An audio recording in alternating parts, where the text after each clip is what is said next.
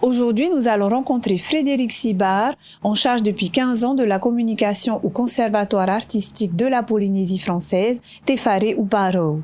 Avant d'intégrer le conservatoire, Frédéric était journaliste, photographe, reporter et chroniqueur judiciaire pour la Dépêche de Tahiti.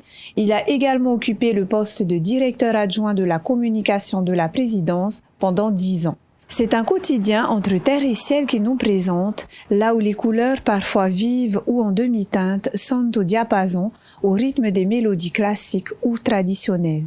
Il nous présente ses missions au sein de cet établissement culturel. Alors mes missions, elles sont doubles. C'est d'assurer la promotion et la valorisation de toutes nos activités, de l'action de nos professeurs, l'action de nos élèves.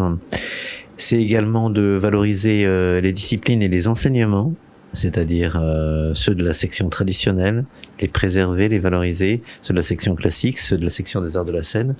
C'est également participer, développer tous les projets qui nous permettent d'atteindre ces buts. Et puis c'est aussi d'assurer la relation avec les institutions, les établissements partenaires, notamment du pôle de la culture. D'abord, je me réveille, je bois une tasse de café, je regarde le ciel, j'essaie de faire une photographie de nuages, ça c'est le côté personnel. J'arrive au conservatoire, je salue tout le monde. Pour moi, l'important, c'est de dire bonjour. Et puis après, nous avons une petite réunion dans le bureau du directeur, Fabien Dinard, que je salue ici, avec Kitty Iti, qui est l'adjointe également. On fait le briefing de tous les dossiers de la journée, on essaie de se mettre d'accord, et après chacun part dans son domaine. Alors évidemment, puisque moi je fais de la communication, je suis souvent sur les réseaux sociaux, mais pas que. Je dirais que j'ai divisé ma journée en deux parties. La première partie est plutôt administrative, c'est-à-dire on règle les dossiers, on répond aux messages, on répond à beaucoup de parents d'élèves, on gère les interfaces internet, on en a plusieurs. Et après, je pars voir le professeur, les élèves, avec mon jeune assistant, Terea Utayata, dont je suis très content et dont je suis très content de prononcer le prénom parce qu'il m'aide beaucoup.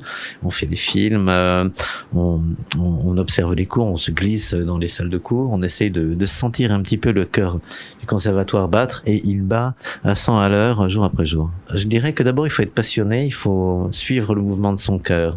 Quelqu'un qui peut commencer dans un groupe de danse traditionnelle peut tout à fait apprendre de cette manière les arts traditionnels. Le conservatoire lui permettra par contre de bonifier ses savoirs et surtout d'enrichir ses connaissances dans plusieurs matières, dans plusieurs disciplines que l'on travaille. Nous, par exemple, sur les 1000 élèves de la section des arts traditionnels, on en a environ 800 qui font de la danse. Mais pour valider leur diplôme, il faut également qu'ils fassent de la culture générale polynésienne, qui est obligatoire, et au choix parmi toutes les disciplines suivantes, du orero, c'est l'art déclamatoire, de la musique instrumentale, c'est-à-dire des percussions, du ukulélé, de la guitare traditionnelle, de la chorégraphie, etc. Et une fois qu'ils sont armés de tout ça, généralement, ils peuvent véritablement faire un pas vers le monde professionnel. Donc, en fait, on est une étape nécessaire, pas forcément obligatoire, mais pour tous ceux qui veulent travailler en matière d'art traditionnel, je pense que le conservatoire peut être utile. Maintenant, c'est exactement la même chose dans les arts classiques. On a, on est très fiers, un jeune polynésien qui s'appelle Viriamo Itaeteta au Conservatoire national supérieur de Paris. Il a gagné le concours d'entrée, un concours international où sur plus de 100 places, il y avait 2 lauréats et il a été le premier. Et donc, en fait, je pense que le conservatoire en matière d'art classique est excellent en matière de formation. Et les arts classiques, c'est environ une trentaine de disciplines. 30 disciplines, c'est beaucoup. Et donc, c'est la famille des arts classiques, c'est les cordes, c'est les percussions, c'est les vents, puis c'est l'art lyrique, c'est le théâtre. On a aussi un magnifique cours en art dramatique, c'est les arts visuels. En fait, c'est le paradis de la formation, je dirais, d'une formation d'un premier type. C'est-à-dire qu'ici, on peut apprendre, ici, on peut consolider ses savoirs, et après, on peut passer à un niveau supérieur. C'est la parfaite propulsion dans le monde professionnel. Et l'exemple, c'est celui de Mahialani Amaru, qui, avait eu sa médaille d'or de danse traditionnelle, et puis qui un jour a entendu parler du concours de théâtre des Outre-mer. Elle a été préparée par John Mayray, le célèbre John, et son épouse Christine Bennett.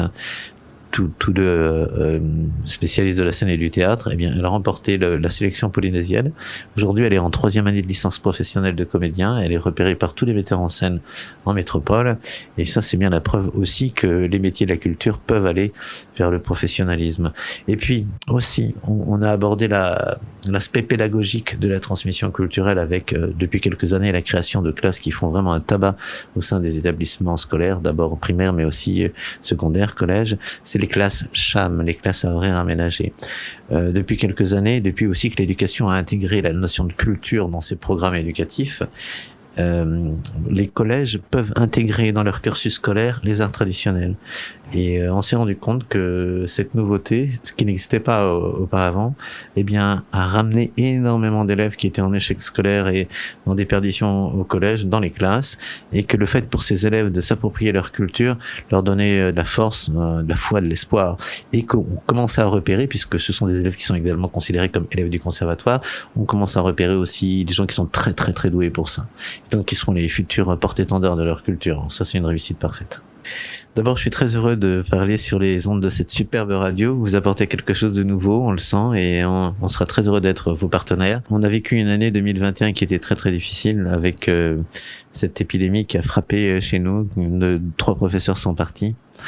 Donc, il nous manque, et on voudrait dire que par la pratique de la musique et des arts, on a, on a essayé de sauvegarder cette petite flamme d'espoir qui fait en sorte qu'on transcende la tristesse et qu'on continue, et on pense souvent à eux. Et maintenant que le monde entier, commence à avoir peur avec ces histoires de guerre dans l'est de l'Europe, on lâche pas, et plutôt que de tomber dans un monde agressif et qui s'affronte, on continue à croire en notre volonté de transmission des valeurs de la culture, parce que par cette transmission-là, on forme des êtres qui auront un cœur pur et noble, et non pas qui se jetteront dans la première bataille venue. Enfin bref, le Te Whare Uparahu, depuis 43 ans, c'est peut-être un des joyaux du Whenua qui n'a jamais été discuté au niveau du pourquoi, du comment de son existence.